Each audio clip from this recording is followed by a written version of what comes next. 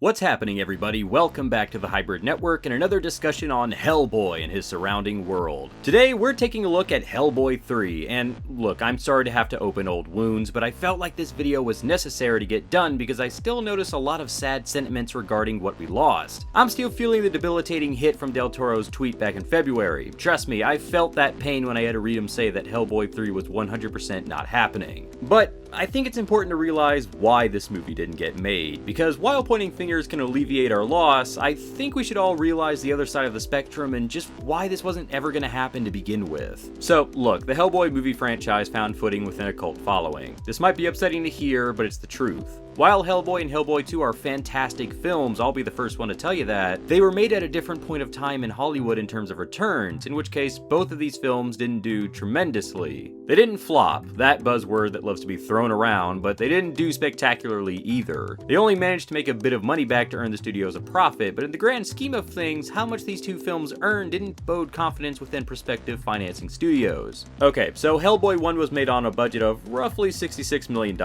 Not too much surely, but the film made in its entirety somewhere around $100 million. This ain't nothing to sneeze at, surely, especially back in 2004, but it was a cold hard fact that the film didn't make much more than the cost to make it. Hellboy 2 had a slightly bigger scope, about $85 million I think, and managed to bring in $160 million in total. The movie made its budget back and made about double what it cost to make, sure, but the success wasn't riveting, and it was enough to make any studio question the viability of something like this coming back. It was a different market, and home video did help out these two films tremendously, so perhaps sooner the films could have found new life, but that began to change somewhere in the mid-2010s. Home video and Blu-ray sales began to starkly decline after 2013, and what once was a safety net to pursue more risky projects fell away. And so instead of being left with a potential saving grace, studios were left with just a puzzling risk. Del Toro mandated that the film would need $120 million to make, and the guy sticks with his vision. It's one of the best things about the director. But in the case of Hellboy 3, the price was just far too steep for studios to be comfortable with financing. Sure, the greedy businessman image is a very popular one, but at the end of the day, potential profits delegate which ideas get picked up, and unfortunately, the foreseen profit of a third Hellboy movie just didn't seem that great with a budget that high.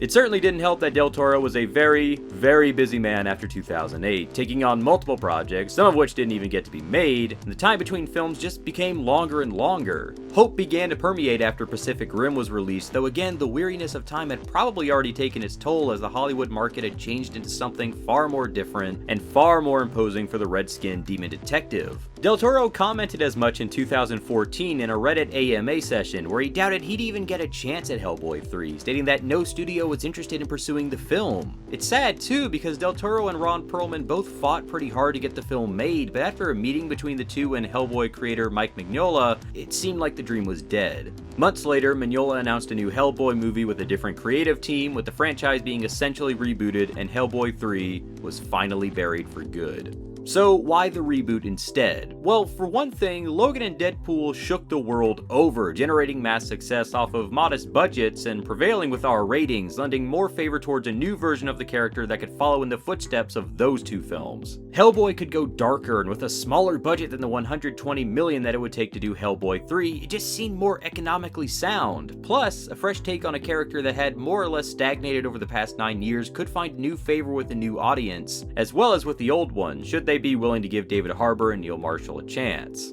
It's sad, granted, the trilogy is essentially never going to be completed, but look, the fact is odds were stacked way against this happening, and a series of events in home sales and the landscape of Hollywood were just working against Hellboy 3 from the get-go. While it would be nice to see the conclusion, we've just got to face the facts. Hellboy 3 is over. We've got a new version on the way, and we can be sour about it and boycott it, or we can continue to love the original films and embrace the fact that this character has another chance with the big screen.